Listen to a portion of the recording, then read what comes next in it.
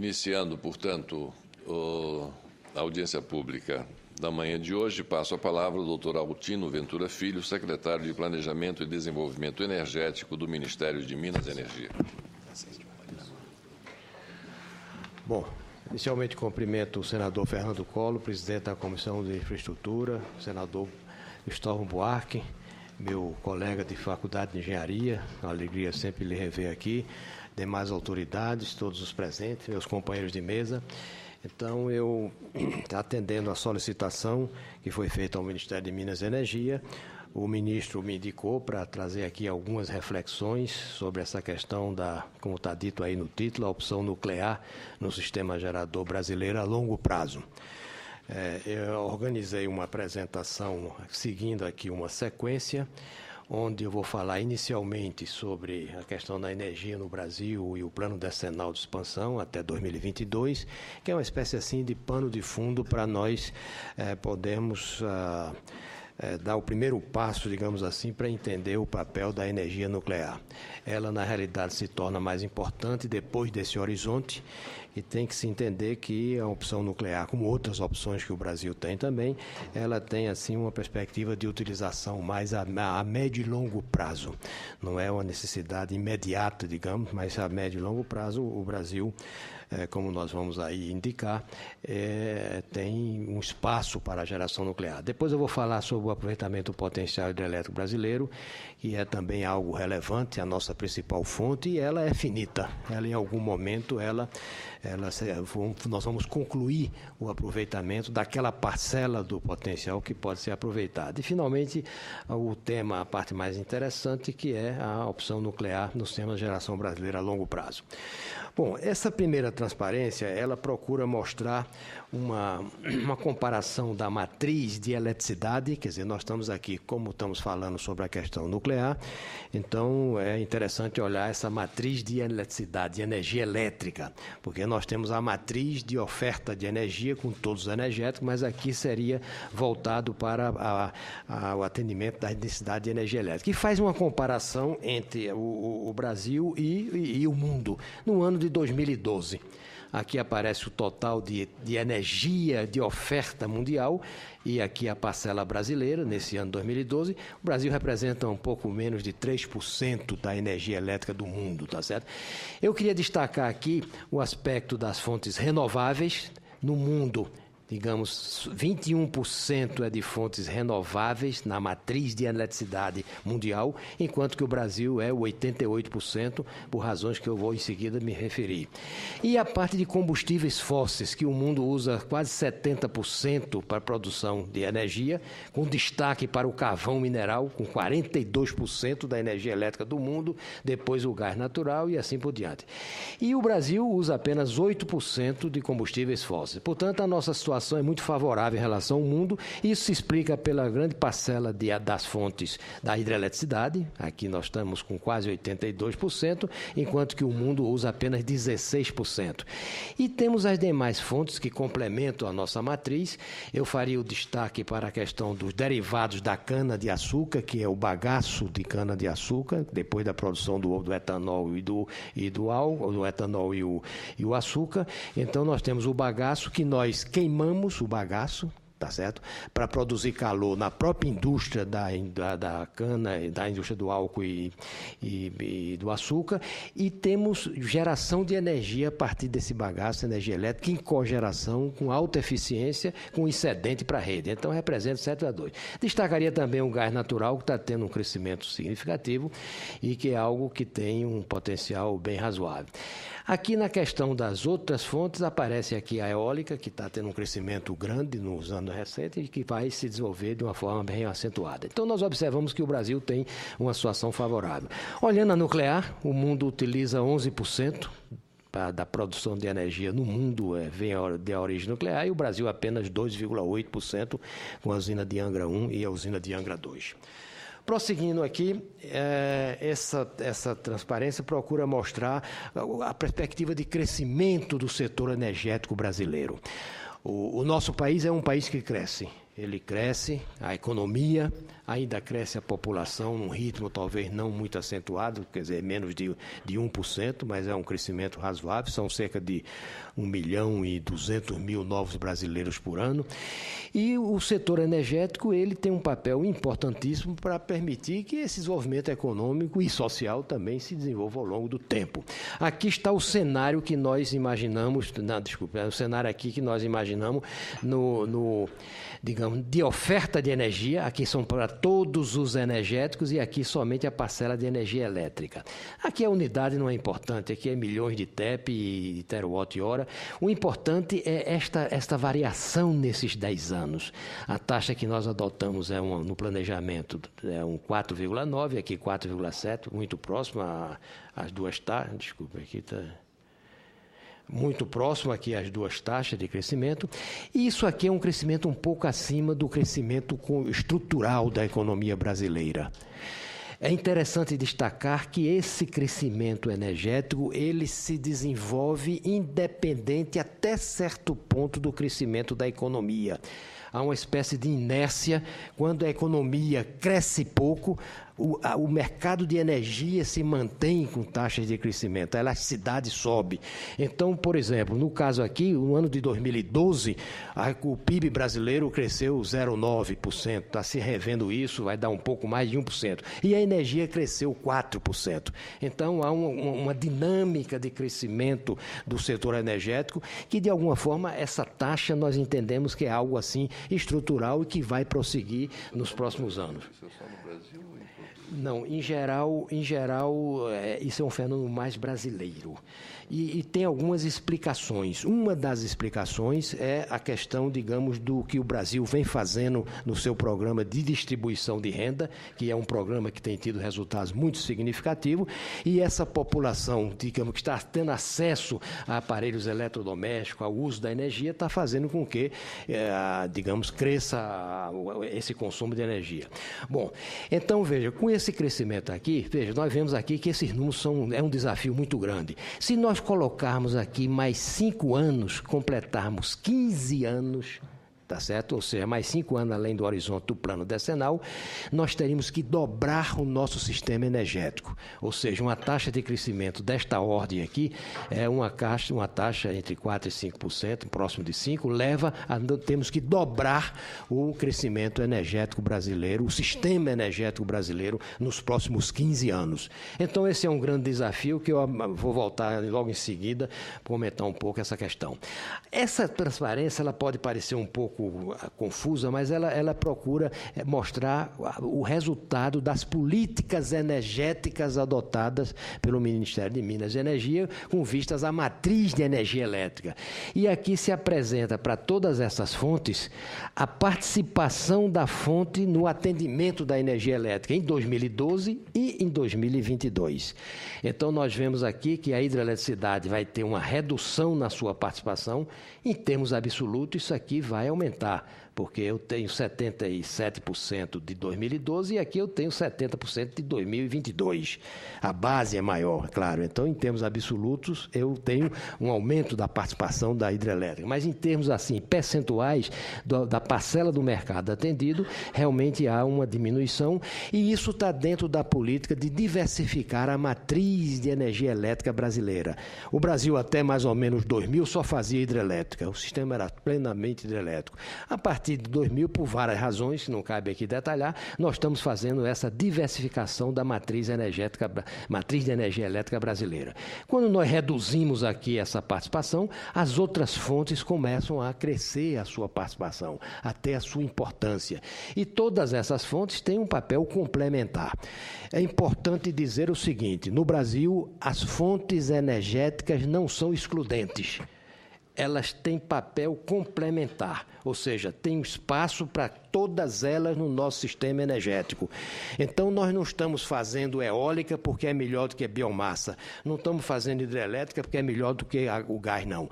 Todas elas entram comprando o mix da matriz energética, cada uma com a sua justificativa, inclusive respeitando os aspectos regionais do Brasil. Por exemplo, a região Nordeste hoje tem uma vocação mais para a eólica, porque é o potencial que tem.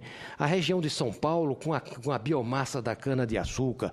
O Sul tem uma vocação para o carvão mineral e também com a questão da eólica.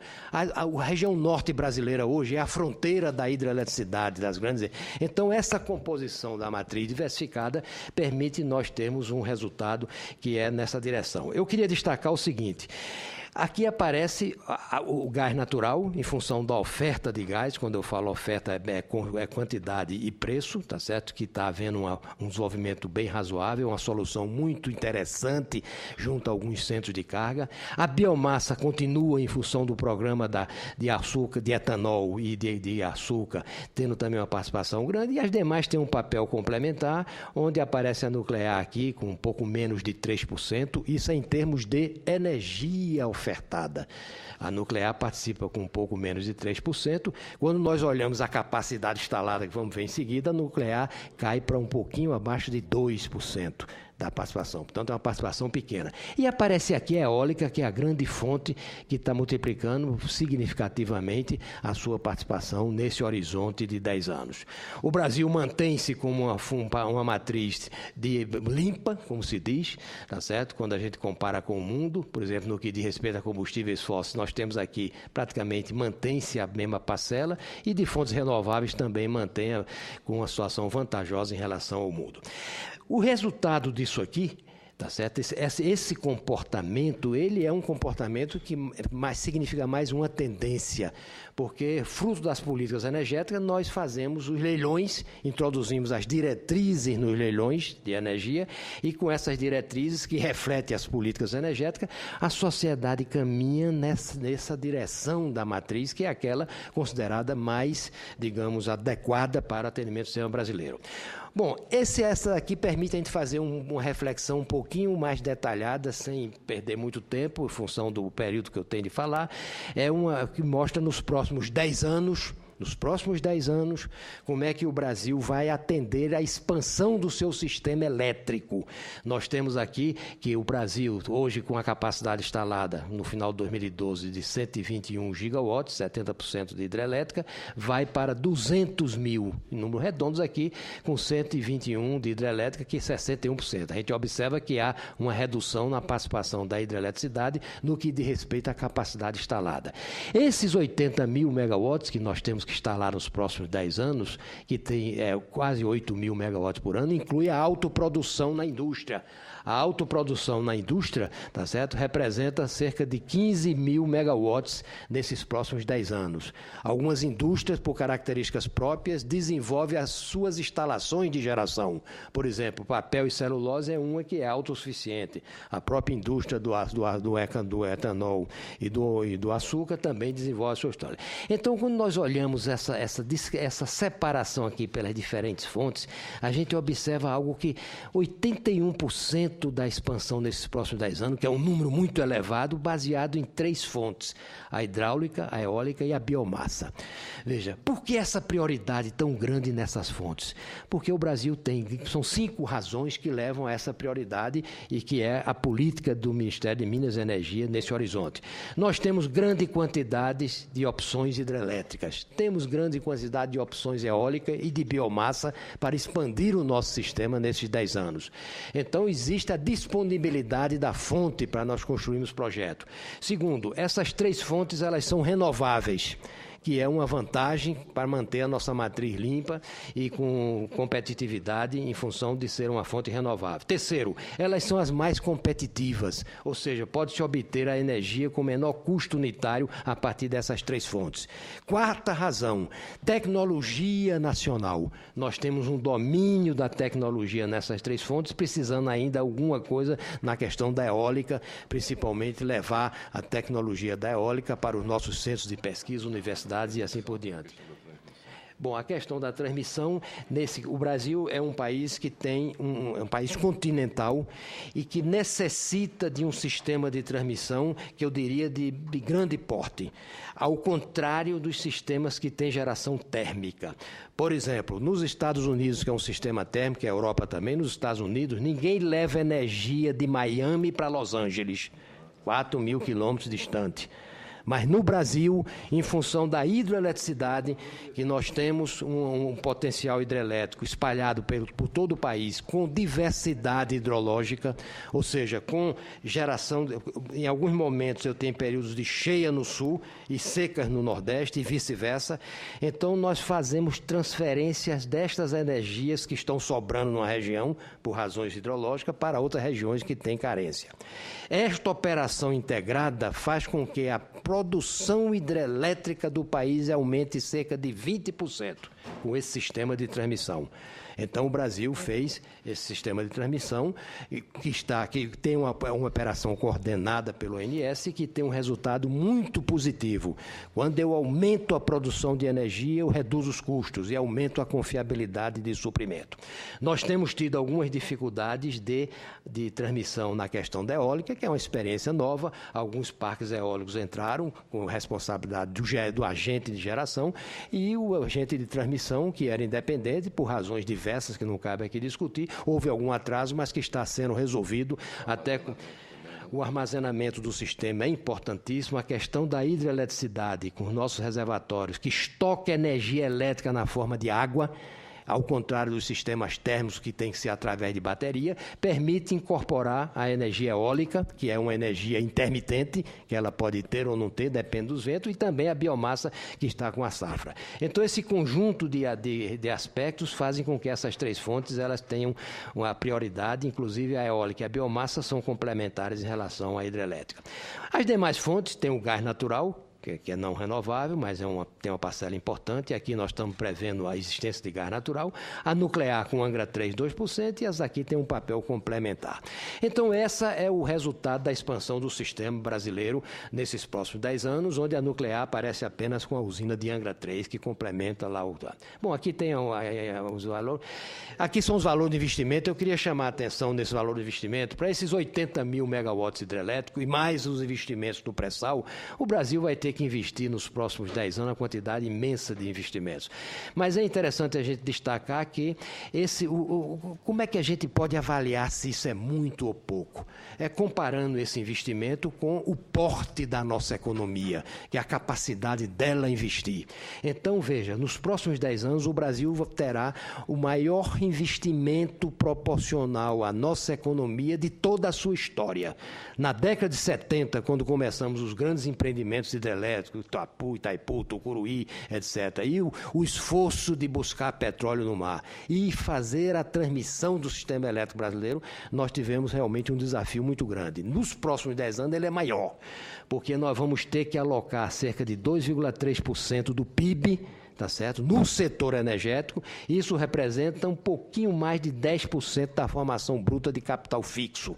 Quer dizer, um país que tem que colocar 10% da sua poupança, no sentido macroeconômico, na expansão do seu setor energético, os 90% que sobram pode ser que não sejam suficientes para as demais necessidades que o país tem, de infraestrutura, de resgate da dívida social, tá certo? De investir em educação e saúde e assim por diante. É evidente que esse investimento aqui, ele provavelmente será viabilizado com alguma poupança externa, investimentos diretos que virão em termos externos. Então, esse é um desafio muito grande nos próximos anos.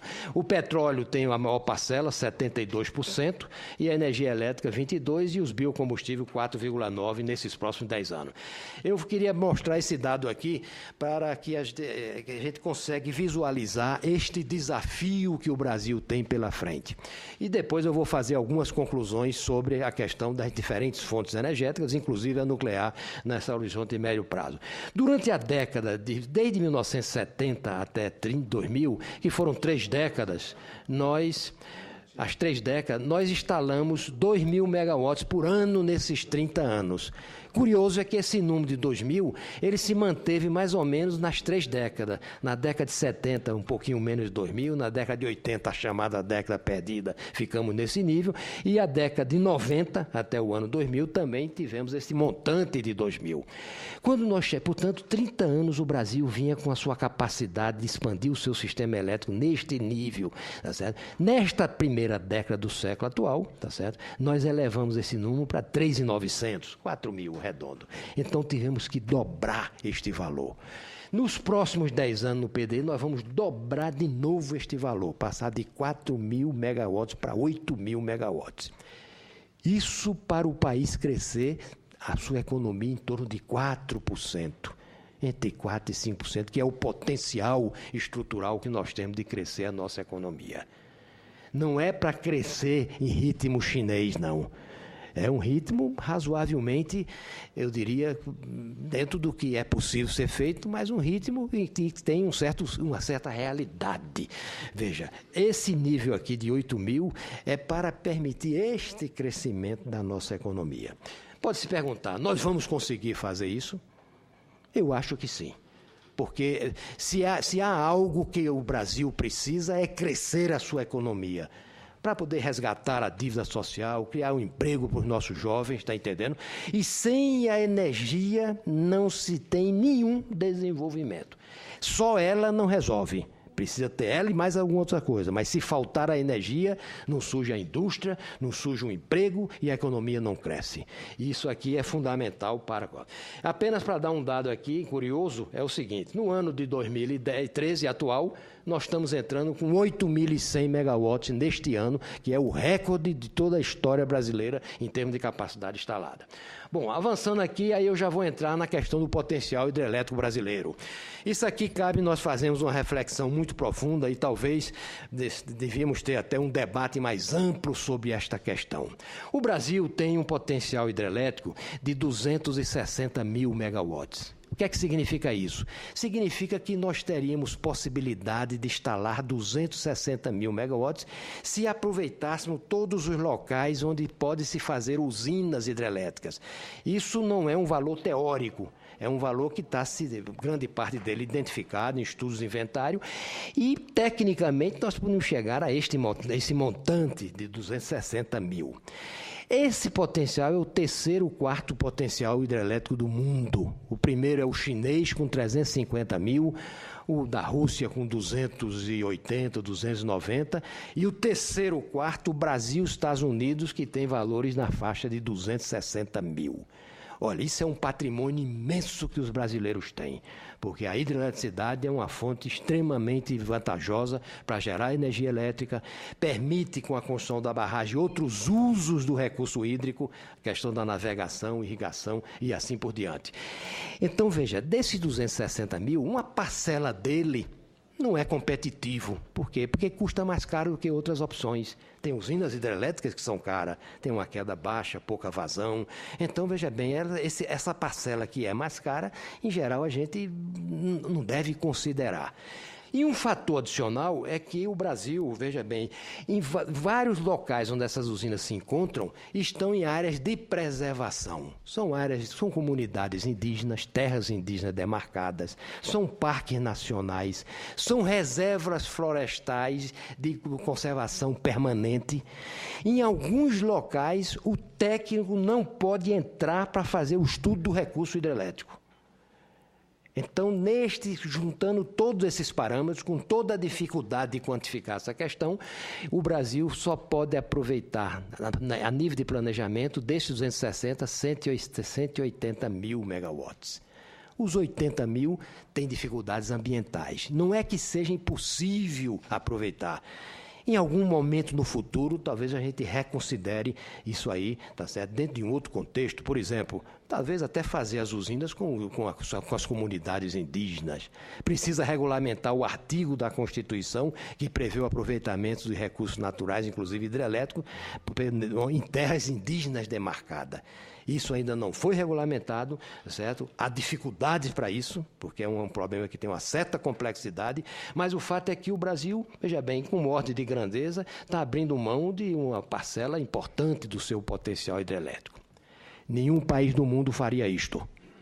O recurso hidrelétrico é extremamente nobre. Talvez. Então, isso aí cabe no futuro uma discussão, uma reavaliação dessa questão. Atualmente, veja bem, a questão ambiental tem se agravado. Novas exigências legítimas. Veja, preservar o nosso meio ambiente, manter os nossos ecossistemas, isso é um dever e uma necessidade e uma obrigação da sociedade brasileira. Nós é que somos os maiores interessados em preservar o nosso meio ambiente, respeitar as comunidades indígenas, preservar a Amazônia, preservar um rio como os rios que compõem lá a margem direita do Rio Amazonas, que atravessam áreas que nós temos interesse de preservar. Isso tudo é algo que nós temos que fazer, mas temos que achar um ponto de equilíbrio de aproveitamento desses recursos hídricos. Esse número aqui é um número muito redondo. Hoje se acha que talvez dos 180 a gente não deve ultrapassar os 150. Claro que isso depende do cenário energético e o ambiental futuro, que novas exigências estão acontecendo para nós viabilizarmos isso aí. De qualquer maneira, se eu adotar esse número aqui como uma referência, eu tenho que a expansão da capacidade instalada do Brasil, a partir do quinquênio 2025-2030, que é quando nós teremos instalado esses 150 mil hidrelétricos, mais ou menos é nesse quinquênio aqui, tá certo? Então, a partir desse momento, que é o quê? 15 anos mais, é um horizonte do ponto de vista energético de curto prazo, não é nem de longo prazo, é um horizonte que a gente já tem que programar as obras. O Brasil terá que escolher outra opção para expandir o seu sistema, que hoje é baseado predominantemente na hidroeletricidade. Quase 50% da nossa expansão hidrelétrica. Quando esta fonte estiver plenamente desenvolvida, aproveitada aquela parcela, nós vamos ter que fazer com que seja um misto de carvão natural, e gás natural, carvão mineral e nuclear. Essa composição dessas três fontes, que tem geração de base, custo do combustível baixo, cada uma delas tendo a sua característica, vantagem de uma, desvantagem de outra. Por exemplo, o carvão mineral tem emissão do CO2, a nuclear tem toda a questão da segurança, a opinião pública, o gás natural precisa ter a oferta de gás com preços competitivos, o gás tem outros usos nobres. Então, todas essas questões precisariam ser equacionadas nesse horizonte, digamos, a partir de 15 anos, como nós vamos expandir o nosso sistema. Para concluir, eu diria, aqui eu tenho algumas considerações sobre o programa nuclear brasileiro, que eu faço depois. Talvez eu pudesse dizer aqui rapidamente, quer dizer, o Brasil iniciou com um programa nuclear com a Alemanha em 1975, previa 8 nucleares de 1245 até 1990. Neste ponto, o Brasil foi muito ousado. Quando assinou o tratado com a Alemanha, não existia nenhuma unidade de 1245 em operação no mundo. 90 dias depois entrou na Alemanha. E esse programa previa 8 nucleares até 1990 e foi um programa exagerado, tá certo? Tanto que até 2030, 40 anos depois, nós não vamos ter essas 8 nucleares. Na ocasião, era o governo Geisel, se imaginava o Brasil potência. As projeções de mercado eram muito exageradas. Veja, o crescimento do mercado era muito alto, desconhecia-se o potencial hidrelétrico brasileiro, dizia-se que não tinha transmissão a longa distância para trazer essa energia da Amazônia, e houve uma decisão política, tá certo? No sentido de contemplar nuclear com opção que certamente a realidade veio e mostrou que estava exagerado. Isso terminou sendo a construção de Angra 1, tá certo? A operação de Angra 2 em 2000 e agora a operação de Angra 3, com o horizonte aí previsto de operar em 2018. Nós temos aqui as conclusões do nosso estudo de longo prazo, onde situa-se a opção nuclear dentro desse conceito de longo prazo, que o Brasil vai precisar, e, finalmente, aqui tem o conjunto de estudos que nós devemos desenvolver nos próximos anos para ter disponível uma usina nuclear a ser decidida a construção. Temos uma série de etapas que têm que ser contempladas, a questão da tecnologia, a questão da comercialização da energia, o licenciamento ambiental, a questão da participação privada nos investimentos.